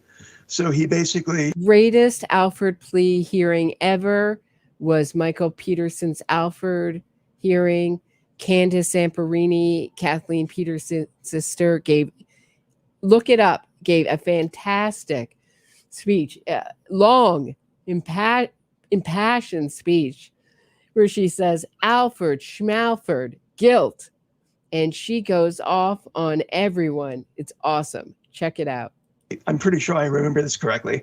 So it's a kind of plea in which you say, I know the state can convict me based on its evidence, but I still maintain my innocence, but I'm going to plead guilty. So the case is over. And, it's a really weird crime because basically the forensic evidence is kind of questionable. It's hard to see how she got those injuries just by falling down a staircase. But at the same time, Peterson's theory is, I was just out there waiting by the pool and I didn't hear anything. I really don't know where I fall down on it. I think basically that was a good resolution for the case. Peterson goes before a court, says, you can prove me guilty. I claim my innocence. I accept the penalty, and he's out. But, I thought it was actually good in the staircase that they looked into the prior incident of a woman who Peterson knew falling down the stairs. I had to give him credit for that. That was, object. The woman that Michael Peterson was very close from and seen running from the scene of the crime from. I really encourage you. Now Diane Fanning is her name, to read Diane Fanning's book about Michael Peterson. There's a lot more information, and it really gives you a background because the staircase embedded with the family. Michael Peterson is like seen as the greatest person. You kind of join that vision when you watch The Staircase. But if you read Diane Fanning's book, he's stealing his neighbor's credit cards. He's abusing the dogs. That's her version of it. And having massive affairs. Not a good guy. Not the father of the year that he was portrayed as in The Staircase. There's a certain pattern here we should think about. Andrew, thank you so much for taking the time. I must have gone past a moment. Maybe I skipped past it. But there's a part where they talk about, maybe I'll have to just make a clip out of it. But there's a part where they talk about this sort of this idea that the system is unfair and that the system is wrong and that the system needs to be rehabilitated. And it's around the David Simon stuff. And it's like the little guy gets crushed by the system. Actually, I remember it and I forgot to stop it at the time, but it really made me think. I was just listening to a lecture by David Horowitz, who wrote Prodigal Son, and he was talking about how that's the difference between the left and the right paradigm, is that the left sees the problems with the world as systematic problems, and that people are perfect and that the system is just somehow corrupt and wrong. And we just have to keep fixing the system and we'll have a utopia. And that conservatives see the world, that the greed in the world and the unfairness in the world happens because people are imperfect, and people create these systems and create. So it's kind of like a different dynamic. It's like imperfect because people are imperfect. So let me know what you think of that theory. Thought it was very interesting, and I thought connecting it to David Simon and describing, I'm not familiar with David Simon's work beyond The Wire, and beyond the little I watched of The Wire before I was, asleep. Sorry. I know everybody loves it. I know, including people really close to me loved it. My boyfriend loved it. And I think he's ready to kill me after talking about it. Like, I was bored. What can I say? I was bored. Anyway, but that's like the point of The Wire, is that it's like the little guys caught up in the system. But I think we've done it. We're at 2 hours, 1 minute. I hope you guys survived this horrible air we had from the fires in Nova Scotia. I hope it's clearing up for you. I hope you have a great rest of the weekend. Thanks for tuning in. Thanks for sticking with it. If you've stuck with it, I love you for listening for this long. Really appreciate it. Please like, subscribe, support my work on Patreon, or throw a tip in the tip jar. This podcast cannot continue as a sort of volunteer free thing. Please take care of yourself. Have a great rest of the weekend. I'll see you back next time.